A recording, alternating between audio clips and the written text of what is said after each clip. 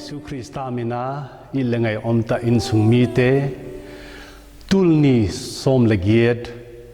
Pentecost ningthoka Pentecost Monday apanin hi eitent nu Mary Paul pi te nu chi gel do na ni hu hi imangwu hi tammi pen Pope Francis in hi Bible to kitu to ale jong Christian ton dan to jong kitu chia hi a hing phuro poi gel do na khata hi Genesis thum som lenga sunga enle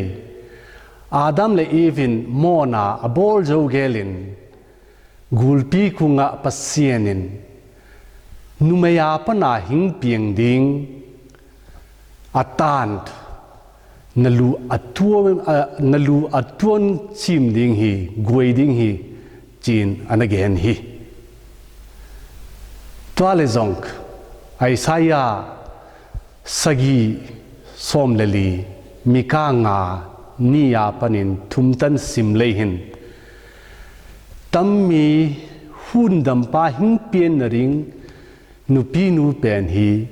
nga nu sieng tho ahia ama pen new eve inu thanu chin jong hi mi sieng tho tent and again hi Mary hi Paul pinu hi chi mi sieng tho Irenaeus Augustine in jong hi and again hi tabu hi New Testament na enlay Luke khat somni le usunga enlay to pavan sol siengin Nazareth a ngan sieng tho nu ku nga hin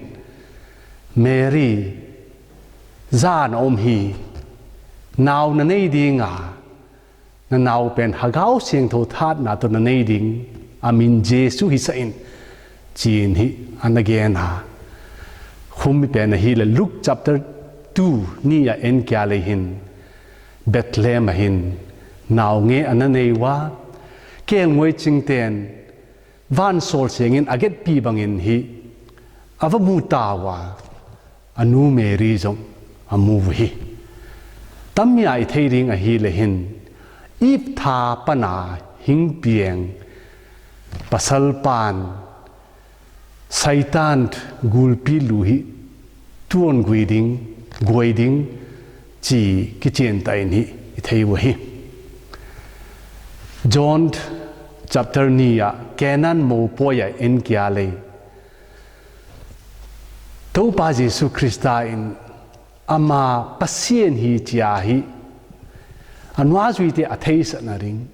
anwa zui te ata san sa na ring en hi tui lenga zu asu sa a tuami asu sa masangin hi anun lenga zu mo poya ring nei non siu achi in to pa Jesu Christa in anu kunga numeyo nang le kei bang ikisaye chin hi again hi tammi numeyo achi na pen a hi le hin to pa Jesu Christa in ama Genesis anak again numei nu apana hing pieng do pa hi gul tuan chim ding pa hi chi athei sa na hi ya tuale anu jong hi if tha nu hi inu tha bu hi chia hi eil na khadu hi tuaz in asi kon in hi John som le ko sunga en kya le a en le crossa panin anwa zui a it mama John tuale anu Mary Magdalene amua aman a eat mama anwa zui pa a eat mama Paul pi represent ball John kunga nanu enin chi ni apia to ajong anu kunga jong hin nu chiloin nu mei na ta enin achikya hi to ajin hi nu Mary hi to pa Jesu Christa hing pian na nu mei ip thanu hi chi hi ki chen ta in imu hi tua le if tha nu pen hi le hin Satan in atong khathei si hi tammi pen revelation som le ni sunga en le hin wana numei khat apieng a om ang kilanga agaya ama pen ni to kivona akeng hi hatunga a om hi chi tammi pen hi gulpin that ding in hi asoma ata ne ring val ding in asoma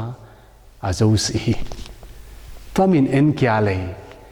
gulin azo zo lo if tha nu mei nu a hi le nu meri a hi ya ama pana hing pieng atapa Jesu Krista lu gul lutang tuon chim pa a hi chi hi Bible a imu hi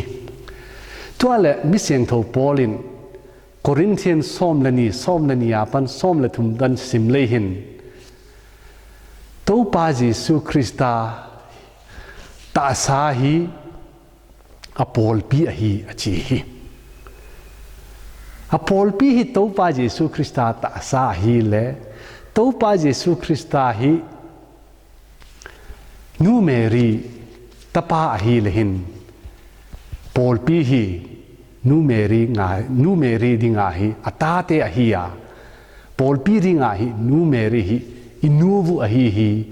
chi hi ki chen ta in imuwa twazin hi 1965 a Pope Paul som le gu in hi nu Mary hi pasien nu chin hi lai khat anagel hi Pope John Paul II in jong hi 1979 ahin mihingte hundam pa Redemptor Hominis chi lai khat anagela hummi sungahin pasien pa hi na id na pen hi inuvu merin hi mihingte ringin kinai ta in hi ap vu hi chin hi anagen hi twazin Pope Francis in nu Mary hi inuvu a hi Paul pi ringa nu hi achi pen hi le Bible le eite tondan to hin kinai mama kitu mama khat a hi chi thei hi Demetrius the First Constantinople Orthodox Paul pi te ringa hi alutang lien pen alam kai pan bang again ta December 7 1987 a Roma ahing ho a hi Mary in hi ei Christian te ikipum khat theina ringa hi panmun ala hi tua hi silahin ei Christian te ikipun khat theina ring mun hi thakhat hi theina ring wa hi nu Mary inuvu alaya ikoi ring hi chin hi and again hi nu ten ta te in sung khara opsa banga hi nu Mary in hi nu hi na to hin Christian josi akilung tu sa unity hi opsa hi twas in Christian josian nu Mary hi nu in ineiwa nu khat ineiwa hi lehin eite atate josie thakhat hi chi hi ithei do igel do na ringin thupa he pina e pita he